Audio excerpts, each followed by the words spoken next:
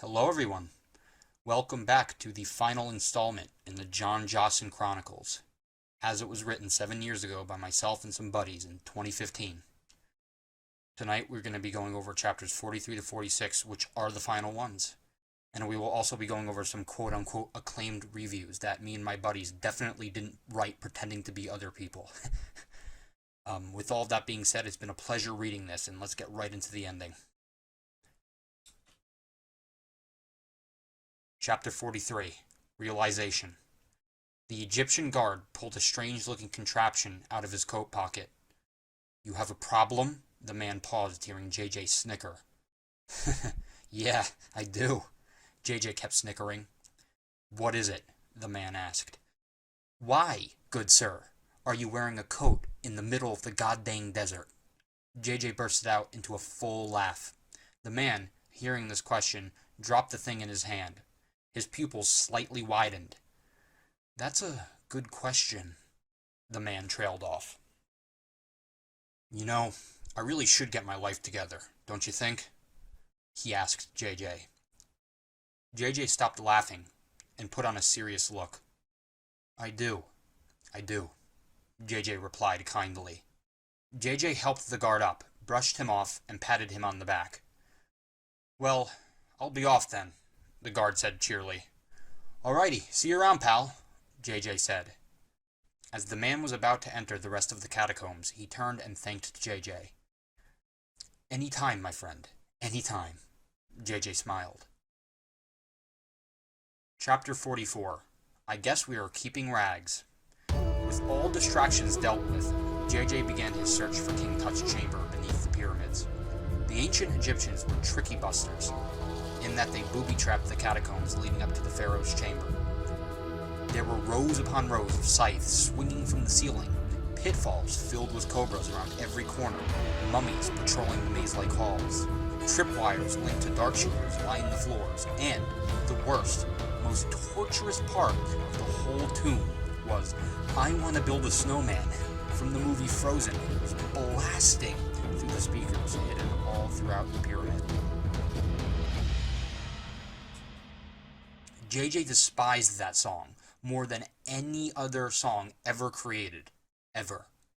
Unable to think of a way through the many traps, JJ noticed that down one hallway was a bar for the mummies to take their 15-minute breaks from patrolling at. Some weird grammar in this chapter. I'm just going to pretend that it's not there to the best of my abilities. It was then that a light bulb appeared above JJ's head. JJ, startled at the suddenly appearing object, threw it on the ground and stomped on it for a good 5 minutes. He then realized what he should do, and it was this. He put back on the rags he was once trapped in, so that he could blend in with the other mummies at the bar. Once he was in, he would buy some mummy a drink, become friends, and get the mummy to tell him the secret passageway to the treasure chamber. JJ approached the bar with the best mummy limp he could play off. He groaned loudly, catching the attention of the drinking mummies and the barmaid. The barmaid, a male mummy with gray-singed rags, was wearing an odd button on his torso. It read, "Proud supporter of anti-light bulb abuse."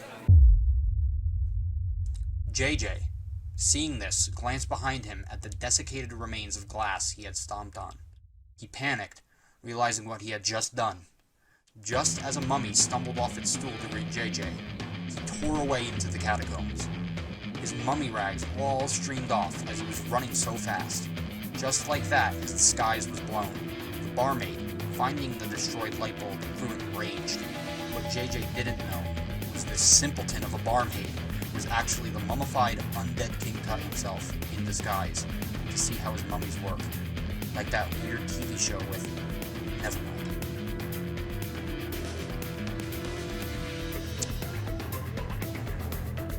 Chapter 45. I guess I'm okay with that. King Tut reacted quickly. From his rags he pulled a rusty metal chain. Like a lasso, he spun the chain in the air and hurled it at JJ. At the same time, JJ pulled out his Indiana Jones Special Edition sound action whip and also made it into the shape of a lasso. JJ hurled his whip at Tut. King's and JJ's lassos met in midair. With the force of a rhino colliding with a car, the two whips repelled off of each other, sending a shockwave throughout the entire pyramid. Angered, Tut tried again, and JJ reflected again. They repeated this clash of lassos so many times that the shockwaves woke Anubis himself. Agitated, Anubis let his voice bellow throughout the tomb. Ah! Who dares to disturb my slumber? Sorry, but I don't have the actual Anubis here to do that voice line. JJ used this ear-shattering distraction to distance himself quite a bit from Tut. He needed to find Anubis, and quickly, before all the bath salts were crushed beneath the tombs that were shaking to the roars of an angry deity. JJ scoured corridor after hallway, bravely and boldly searching for a confrontation with the god of mummification and jackals. JJ was able to reach Anubis in record time, considering the quakes the Dogman was creating gave away his location steadfast. What JJ forgot about, however, was Tut. By the time JJ reached Anubis' location, Tut was able to intercept him. They locked arms and slammed fists. They tussled. Each was a perfect match for the other. And I really went nuts with the writing in this last bit here.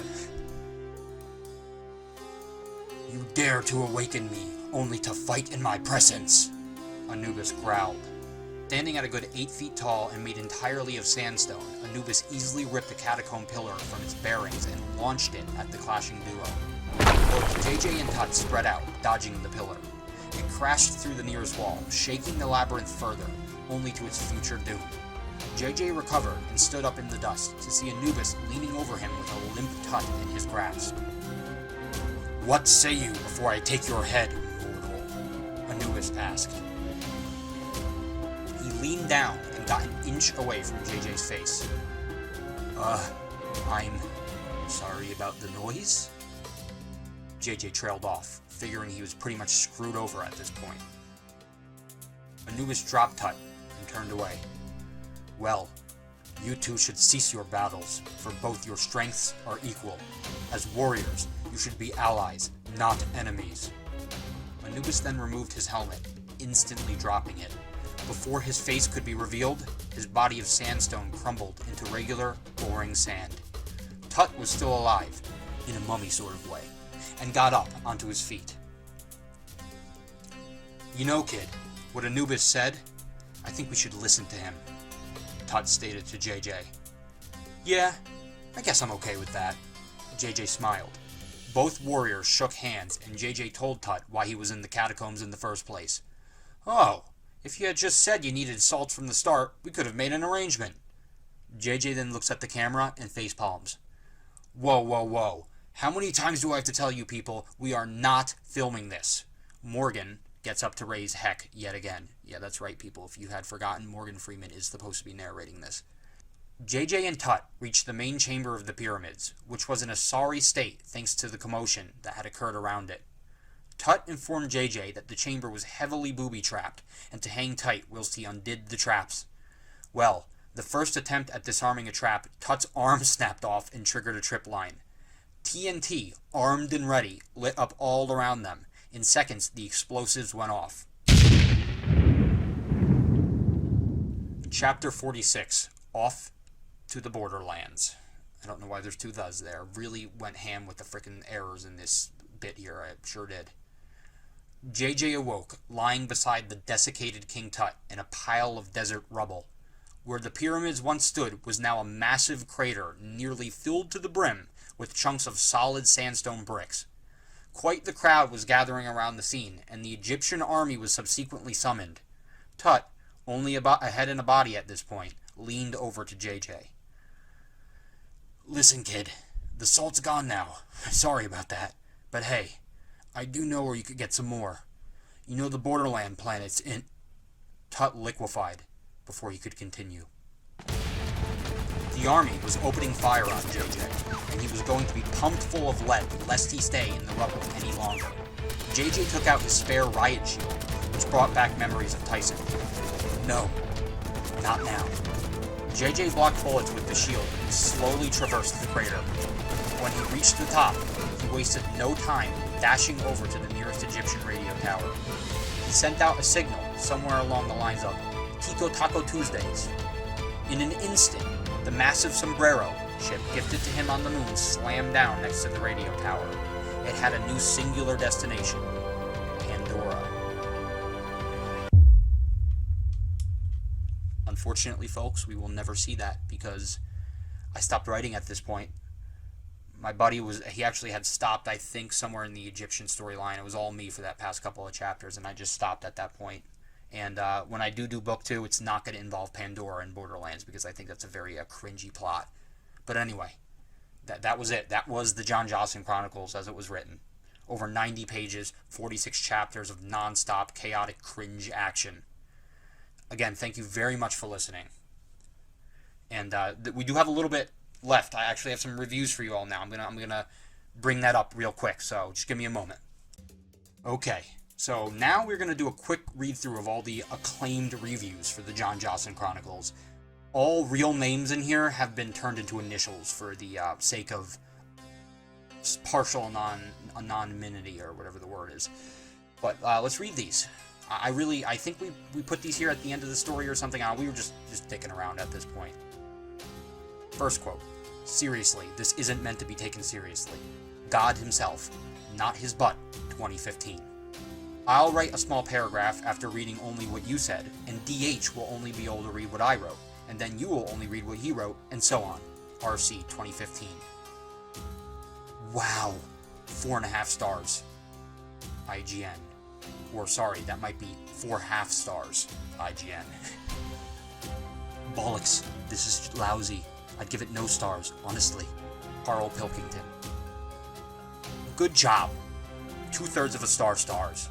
NG, who is me. What the F? Unknown. Keep it crazy. Pat Sajak. This is goddamn fantastic. We should publish this. Joseph Stalin himself, 2013. I don't care what your name is.